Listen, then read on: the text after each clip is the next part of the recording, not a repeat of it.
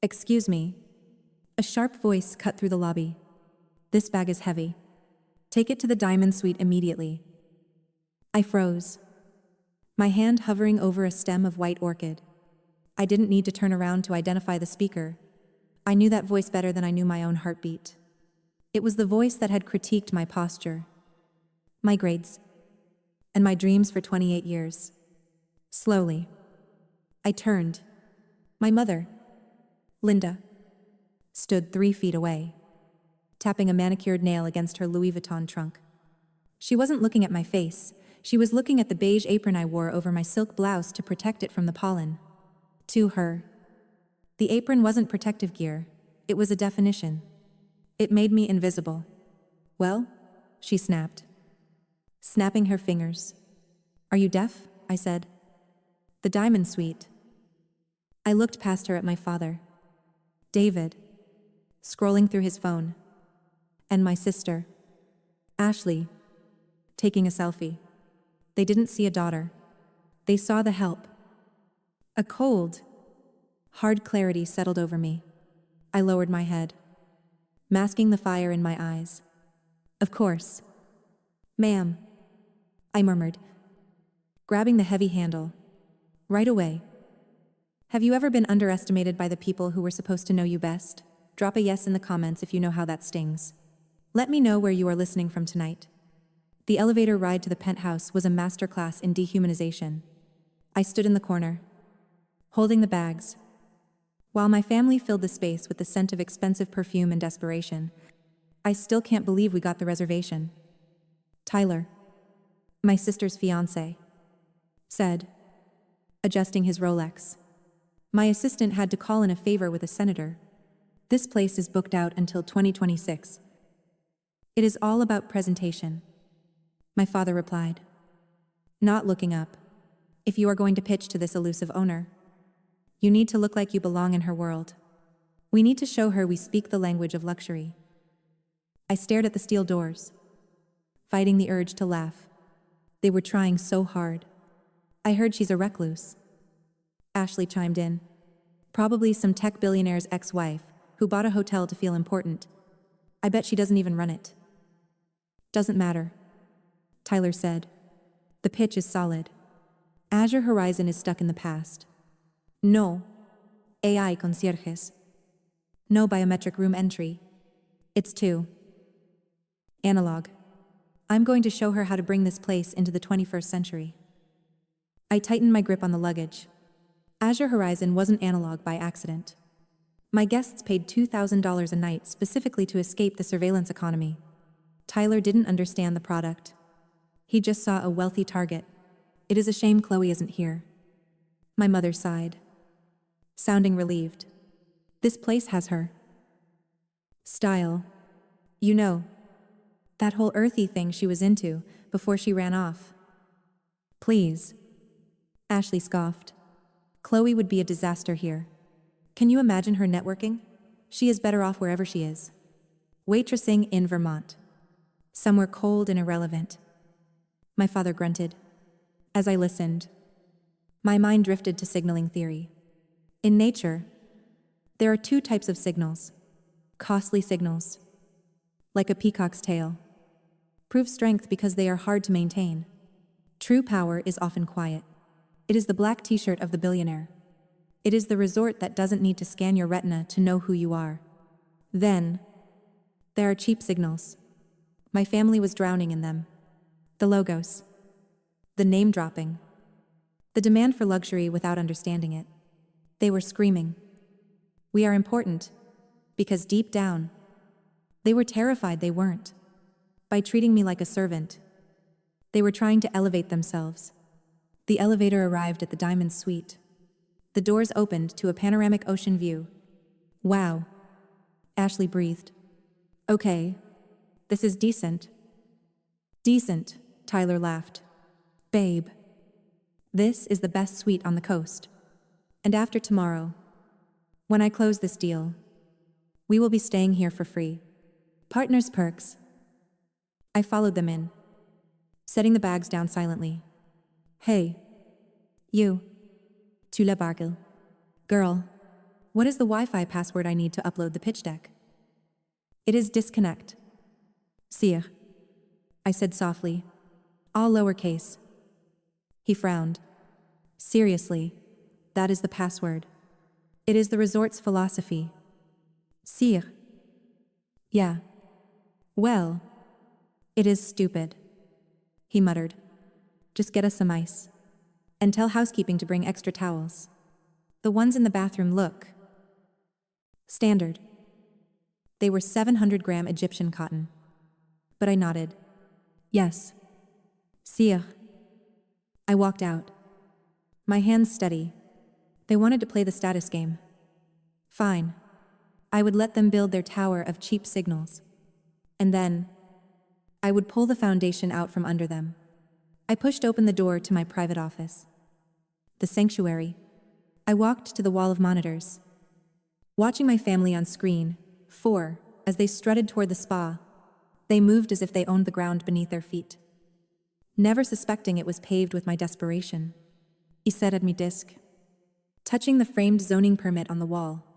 To anyone else, it was paper. To me, it was a battle scar. 5 years ago, my father had frozen my accounts. If you walk out that door, he had said, you leave the money behind. Let's see how far your vision gets you. I had $3,000 to my name. I closed my eyes. And I was back on the concrete floor of this building when it was just a skeleton. I remembered the nights I slept on a camping cot in the wine cellar because I couldn't afford rent. I remembered eating cold beans at 2 a.m., terrified that a leak in the roof would ruin me. That is the invisible labor they would never understand. They saw the glossy magazine spreads. They didn't see the blistered hands from hauling timber, the panic attacks, or the sheer, grinding toll of building a dream. While your own family bet against you, I had sacrificed my youth to build Azure Horizon. And now, Tyler was upstairs complaining about the Wi-Fi. The phone rang, cutting through my memory. It was Sarah at the front desk. Ms. Mitchell, the guests in the Diamond Suite are escalating. Mr. Tyler says the sheets are scratchy and is demanding high thread count cotton immediately. He is threatening a 1-star review. I let out a dry laugh. The sheets were 100% organic bamboo, sourced from Japan, costing $400 a pillowcase. They were softer than silk, but because they lacked a designer logo, Tyler assumed they were cheap. Should I send housekeeping? Sarah asked. No, I said, standing up. The fire in my chest demanded oxygen. I will handle it personally. I walked to the wardrobe and pulled out a generic gray housekeeping tunic. I buttoned it to the chin and pinned a plastic name tag to my chest. Chloe. No title. No last name. They wanted service. I would give them service. I would let them dig their hole so deep that when the truth came out, they would never climb back out. I swiped my master key. The lock clicking open. Housekeeping, I announced. Stepping into the foyer. The suite was a disaster. Suitcases exploded. Shoes kicked off.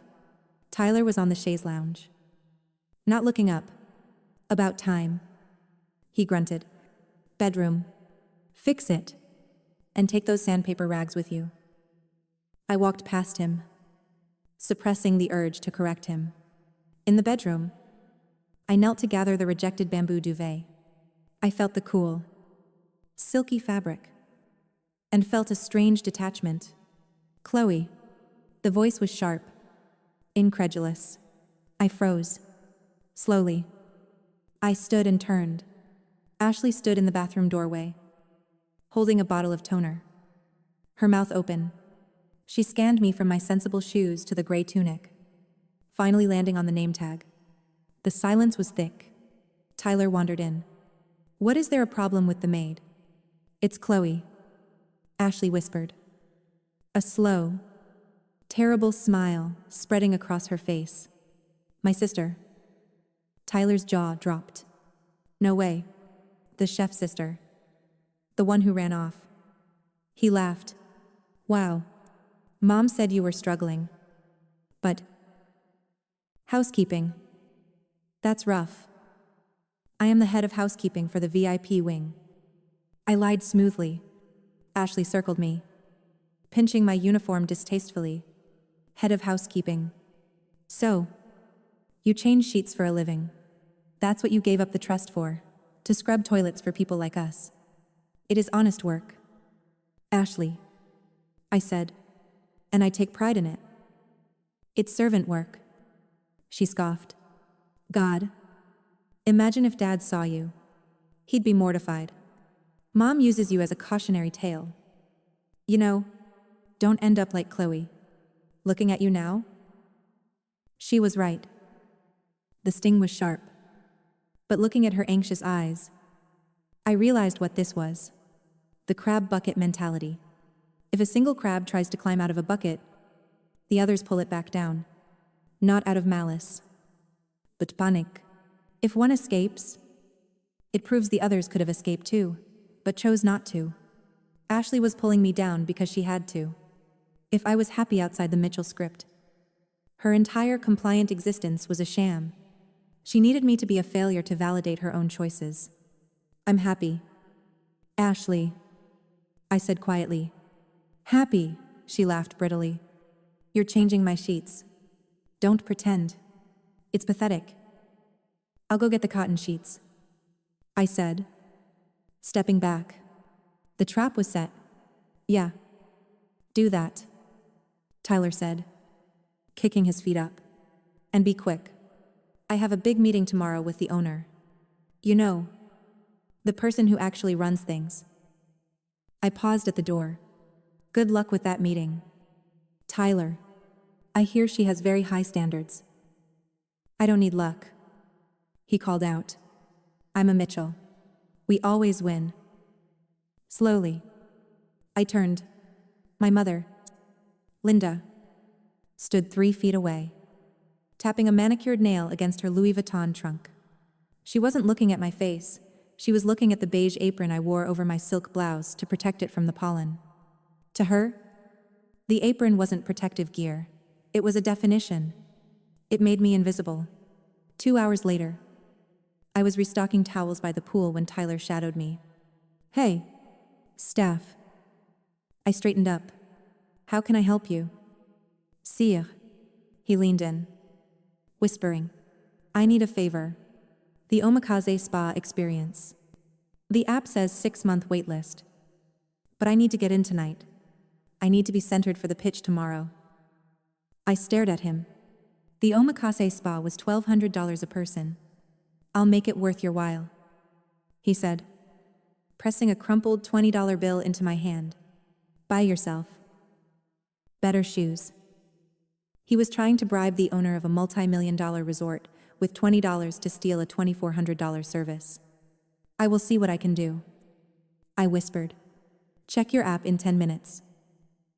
You're a lifesaver, Chloe. He grinned. Happy, she laughed brittly. You're changing my sheets. Don't pretend. It's pathetic. By dinner, I had changed into the black evening service uniform. My family was at table 1, on their 3rd bottle of wine. I'm telling you, Tyler was saying loudly. The staff here is so cheap. $20, and the maid got us into the VIP spa. Everything has a price. Resourceful.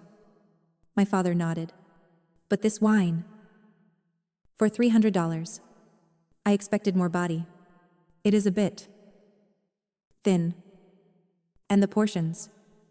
Ashley sighed, poking at her James Beard award-winning scallop. It is so pretentious. Don't worry, Tyler said. Once I sign the deal tomorrow, we will redesign the menu.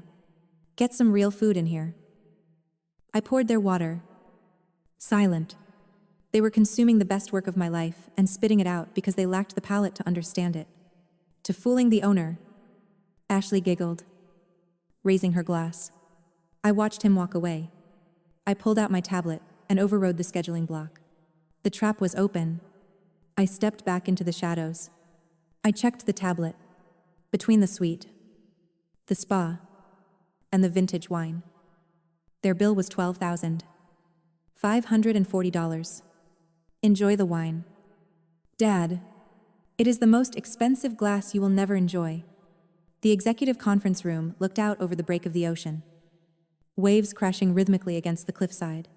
Tyler paced in tight, anxious circles, whispering corporate slogans under his breath, as if they were talismans. Synergy. Disruption. My father checked his watch with practiced impatience. Sight down. Tyler. He snapped. You're broadcasting insecurity. We're doing her a favor. Remember, giving her the tools to drag this old-fashioned place out of its analog grave. From the surveillance monitor, I watched them fuss and posture while I adjusted the cuffs of my white tailored suit. The dull gray staff uniform was long gone. I wasn't Chloe. Housekeeping. Or Chloe. The girl who fetches coffee. Anymore. Ready? Boss, Elena asked quietly beside me. Let's begin. She pushed open the conference room doors. Gentlemen, she announced. The owner will see you now. My father rose instantly. Extending his hand with the eager smile he reserved for people he thought mattered. But his expression faltered when he realized the person approaching wasn't a stranger. My heels clicked across the polished floor. The only sound in the heavy silence. I walked past them without a glance and claimed the chair at the head of the table. The chair I had chosen, purchased, and earned. Tyler stared in confusion. Chloe, did you wander into the wrong room? Staff entrances are in the back. My father's tone hardened. Chloe, stop this nonsense. You're embarrassing us. Bring coffee and wait outside. Instead, I leaned back in my chair and folded my hands. You're expecting the owner, I said evenly. I'm right here. A vacuum of stunned silence swallowed the room. What Tyler whispered. I am the founder, CEO, and sole proprietor of Azure Horizon. I continued. If you have a pitch for me. Tyler, I'm listening. About time. He grunted. Bedroom. Fix it. And take those sandpaper rags with you. It isn't a joke, I replied, sliding a black folder toward him. It's your invoice. He flipped it open, his face drained of color. $12,540. I said, that covers the suite. The mediocre wine you called thin. The spa appointment you bullied my staff into giving you. And the bamboo sheets you insulted. My father finally found his voice. You own all this, but the trust I cut you off. I had $3,000 and a dream. I said, I built this place while you told everyone I was bussing tables. I slept on this floor for 6 months. I shifted my attention back to Tyler. As for your proposal, I reviewed it using the guest Wi-Fi. Your so-called tech integration is outdated and invasive. My guests come here for privacy, not data harvesting. I rejected a similar idea years ago. His bravado crumpled. I didn't know. No, I said softly. You never asked. I stood. This meeting is over. Checkout is at 11. I turned and walked away, leaving behind their shock, their expectations, and the version of myself they had always preferred. If you have ever had to build in silence while others doubted you, tell me about your invisible labor in the comments. And if you believe in quiet success, hit like and subscribe.